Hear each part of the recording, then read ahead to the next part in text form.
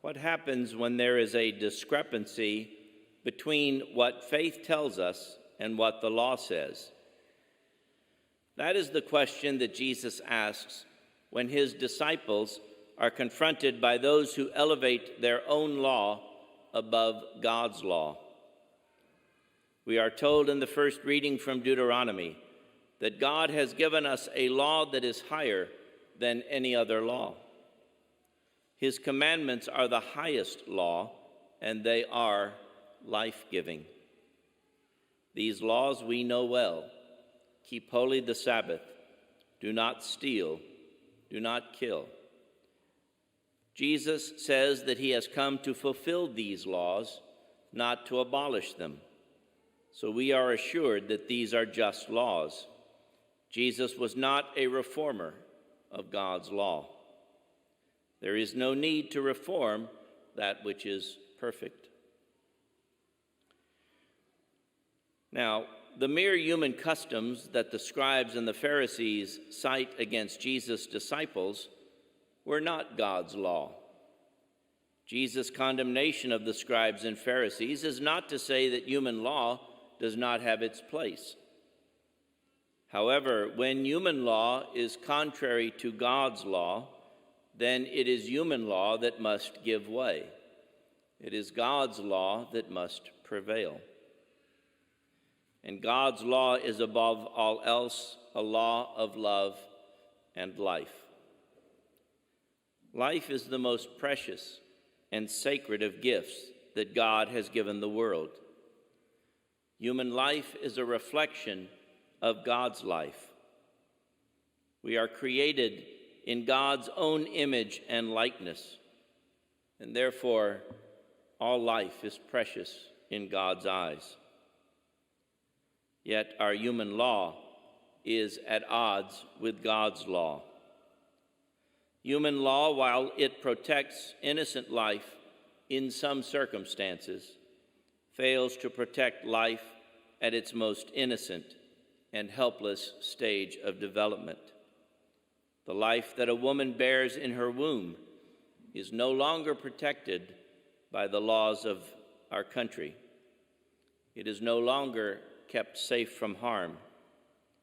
In fact, it is at the mercy of the choice of its own mother whether it will see the light of day or be ended in a most cruel and painful way. Indeed, those receiving the death penalty are treated more humanely than are the unborn that are aborted. These innocent children's lives are ended not even necessarily for the health and safety of the mother. They are most often ended merely because they are an inconvenience to their own parents. Or they are ended because we are told they were a mistake. And we are told that they cannot be loved by anyone, so it is just as well that we end their life before it begins and save the rest of the world the bother of caring for them. That is a true lie, because there would always be someone who would care for a child, no matter how unwanted that child would be by their parents. There was a time in my legal training that I thought of the sin of abortion in our country as just a failure of our legal system.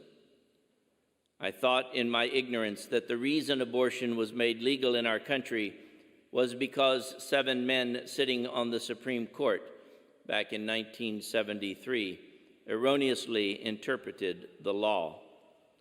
They misread the Constitution and removed the laws protecting the most basic of human rights, the right to life. I thought it an aberration and that it would be quickly overturned. Unfortunately, after living 48 years with abortion, I no longer think this today. Today, I think rather that there are many, too many, who have elevated their own law above God's law.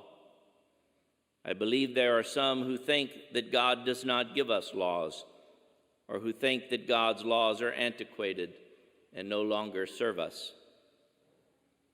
I think then that, and then I also think maybe they just don't believe in God at all. In any event, the blinders are off, and I am far removed from the days when I thought abortion was just a mistake of the law, an aberration brought on by faulty legal reasoning. I realize now that there are forces in this country who seek to maintain the status quo and the killing of millions of unborn innocents.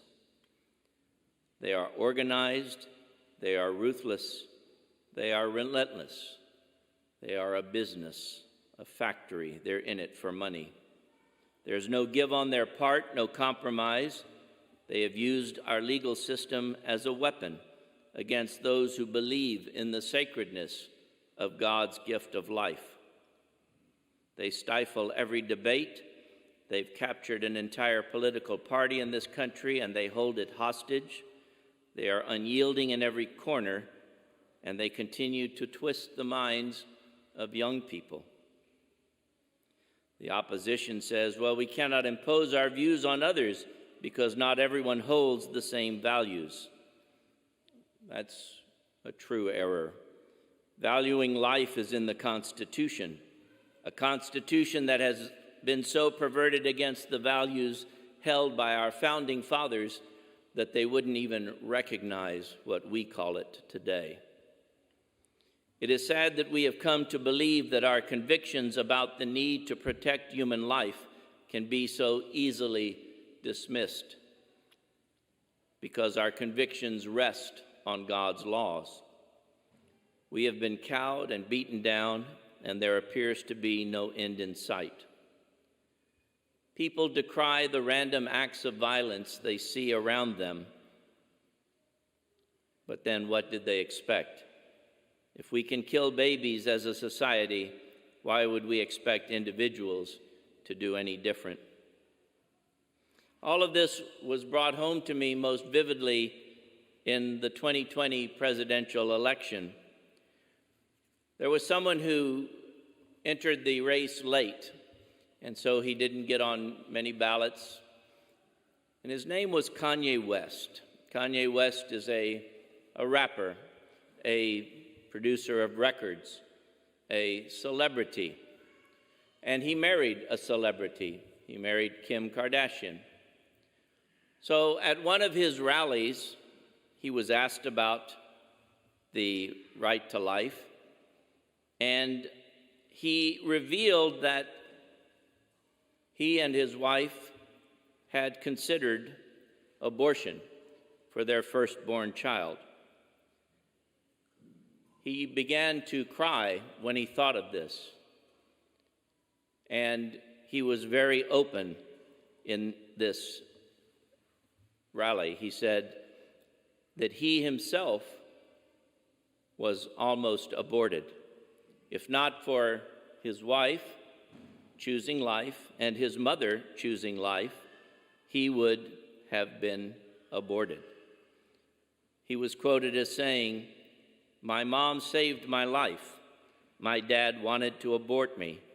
My mom saved my life. There would have been no Kanye West because my dad was too busy."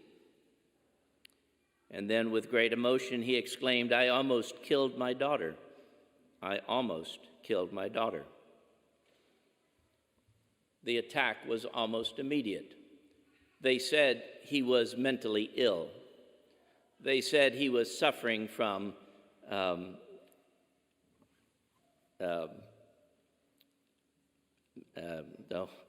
forgot what it was.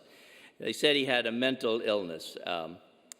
And this was how they responded to him because he was so emotional about it. So Kanye West went back and said why he did what he did. He said that when the baby's conceived, at that point it is a soul. It is a real living thing.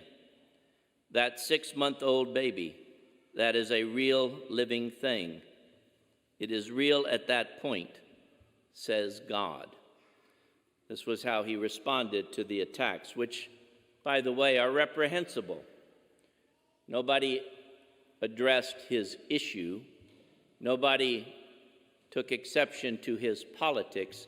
They attacked the man. They said he was crazy. They said he was bipolar. I've remembered it. They said he had suffered a mental breakdown. Now, the man aside, the music aside, the politics aside, the celebrity aside, what he said is the truth. What he said is our belief. What he said is God's law. That baby should have been protected. So, brothers and sisters, that's what's incumbent upon us today. This is how far they will go. And if we are not ready to fight back, then we are going to suffer even greater loss than this. Today's scriptures remind us that God's law is love and life. When we fail to live God's law, then there will be no life in us.